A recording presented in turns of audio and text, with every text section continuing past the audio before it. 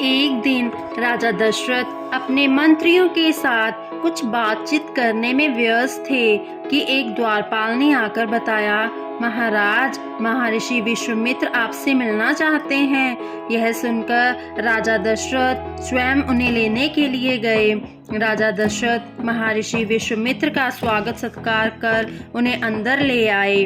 राजा दशरथ ने कहा, महर्षि, आप मेरे यहाँ पधारे, मैं धन्य हो गया। कहिए, मैं आपकी क्या सेवा कर सकता हूँ? विश्वामित्र ने कहा, राजन, मैं तुमसे तुम्हारे पुत्र राम को मांगने आया हूँ। राजा दशरथ जी कहते हैं, महर्षि, मैं कुछ समझा नहीं। विश्वामित्र जी कहते हैं, कुछ समय से मारीच और सुबाहु नामक 2 राक्षसों ने हमारे आश्रम में भारी उत्पात मचा के रखा हुआ है। वे मेरे यज्ञ, हवन, पूजा आदि को भंग कर देते हैं। इसलिए अपने यज्ञ की रक्षा करने के लिए मैं तुम्हारे पुत्र राम को अपने साथ ले जाना चाहता हूँ। वह वीर और साहसी है। वह अवश्य ही उन दुष्ट दानवों का नाश कर मेरे यज्ञ, हवन आदि की रक्षा करेगा। राजा दशरथ महर्षि की बात सुनकर दुविधा में पड़ गए। वे बोले, महर्षि, राम तो अभी इस दुष्ट दानवों का मुकाबला करने के लिए बच्चा है। मैं आपके साथ चलता हूँ। मैं उन दानवों का विनाश कर आपके यज्ञ, हवन की रक्षा करूँगा। विश्वामित्र बोले, राजन, मैं जानता हूँ आप ऐसा पुत्र के स्नेहवश कह रहे हैं, लेकिन आप राम की जरा भी चिंता ना करें। वह इन दानवों का वध करने में सक्षम है। तभी वहां उपस्थित गुरु वशिष्ठ ने कहा, राजन, ऋषि विश्वामित्र सही कह रहे हैं। आप जरा भी चिंता ना करें। आप राम और लक्ष्मण को उनके साथ भेज दीजिए। वे दानवों का वध करके शीघ्र ही लौट आएंगे। महर्षि वशिष्ठ के समझाने पर राजा दशरथ भारी मन से राम लक्ष्मण को महर्षि विश्वामित्र के साथ भेजने के लिए तैयार हो गए।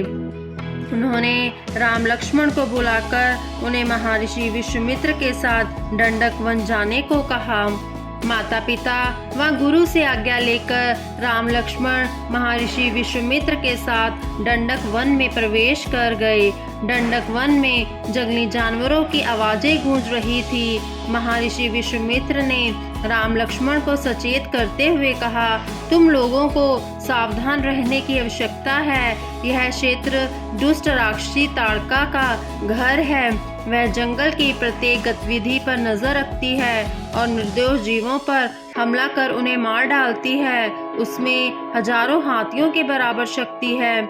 इसलिए अपनी शक्ति पर घमंड में चूर वह किसी को नहीं छोड़ती। उसने पूरे जंगल में तबाही मचाई हुई है।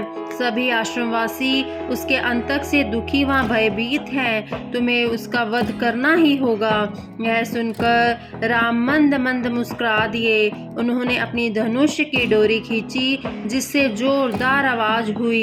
पूरा जंगल धनुष की आवाज सुनकर खामोश हो गया। पक्षी अपने घोंसलों को छोड़कर उड़ गए और जानवरों ने अपने अपने घर में आश्रय लिया। यह आवाज ताड़का के कानों में भी पहुंची। वह तुरंत आवाज की दिशा में बढ़ी चली आई। वह राम लक्ष्मण के सामने जा खड़ी हुई। उसका आकार बहुत ही विशाल था और रंग एकदम काला था। उसके दांत बड़े बड़े और नुकीले थे। उसे देखकर ही भय लगता था। ताड़का राम की तरफ बढ़ने लगी। राम ने अपने धनुष पर तीर चढ़ाया, ताड़का की तरफ छोड़ा। वह तीर सीधा ताड़का के सीने पर जा लगा और उसकी उसी समय मौत हो गई। ताड़का के मरने के बाद महर्षि विश्वामित्र ने राम को आशीर्वाद देते हुए कहा, वत्स, तुमने इस राक्षसी का वध करके अपने अद्भुत साहस का परिचय दिया है, लेकिन दंडकवासियों की परेशानी अभी भी खत्म नहीं हुई है। अब तुम्हें मारीच और सुबाहु का सामना करने के लिए तैयार रहना होगा। ताड़का की मौत की खबर पाकर तो वे और भी गुस्से में होंगे और अपनी शक्ति दिखाने का प्रयास करेंगे। फिर वे उन्हें लेकर अपने आश्रम आ गए। जब आश्रम वासियों को पता लगा कि राम ने तारका का वध कर दिया है तो उनकी खुशी का कोई ठिकाना ना रहा। उन्होंने राजकुमारों का तहे दिल से स्वागत किया। राम बोले, महर्षि, अब आप कल सुबह यज्ञ हवन आदि की तैयारियां करवाइए। मैं और लक्ष्मण रात भर जागकर दानवों पर नजर रखेंगे। हमें उन्हें यज्ञ की सामग्री को नुकसान नहीं पहुंचने देंगे। उस दिन विश्वामित्र और अन्य सभी आश्रमवासी निर्भय होकर चैन की नींद सोए। अगले दिन मंत्रों के उच्चारण के साथ यज्ञ शुरू किया गया। जब विश्वामित्र अन्य ऋषियों के साथ हवन कर रहे थे तभी आकाश से कुछ अजीब सी आवाजें आने लगी। राम लक्ष्मण ने ऊपर की ओर देखा तो उन्हें आकाश में मारीच और सुबाहु दिखाई दिए। लक्ष्मण राम ने उन्हें मारने के लिए अपने अपने धनुष्य पर तीर चढ़ा लिया। मारीच और सुबाहु ने यज्ञ पर मांस और रक्त की वर्षा करनी शुरू कर दी, जिससे पवित्र यज्ञ भंग हो गया। तब राम ने मारीच पर मानवस्त्र चला दिया। मानवस्त्र से मारीच की मृत्यु नहीं हुई, बल्कि वह उस तीर से सैकड़ों मील दूर समुद्र में जा गिरा। फिर राम ने अग्नेयस्त्र चलाकर सुबाहु का वध कर दिया। उसके बाद दोनों भाइयों ने बाकी दानवों का संहार किया। फिर राम ने अग्नेयस्त्र चलाकर सुबाहु का वध कर दिया। उनके बाद दोनों भाइयों ने बाकी दानवों का संहार किया।